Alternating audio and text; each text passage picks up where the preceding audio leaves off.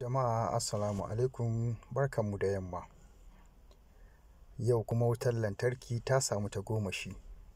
Bankin Duniya ya amince ya baiwa Najeriya tallafin dala miliyan 500 domin bunƙasa rarraba wutar lantarki ga mazauna ƙasar.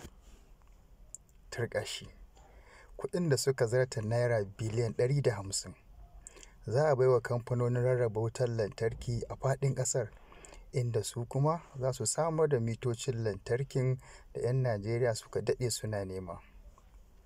Bugu da ƙari, za a bayar da tallafin kuɗi ga kamfanoni masu zaman kansu domin haɓaka sakamakon da ake samu wurin samar da wutar lantarki ga 'yan Najeriya.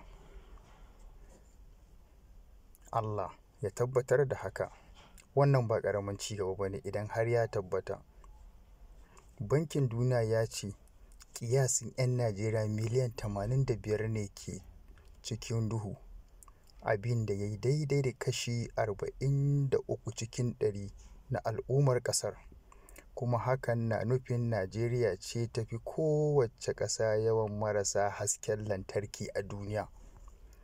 Ana yin asarar aƙalla Naira tiriliyan 10 duk shekara a Najeriya sakamakon rashin tabbataccen wutar lantarki, wanda ya yi daidai da kashi 2 cikin 100 na baki ɗaya arzikin cikin gida na ƙasar.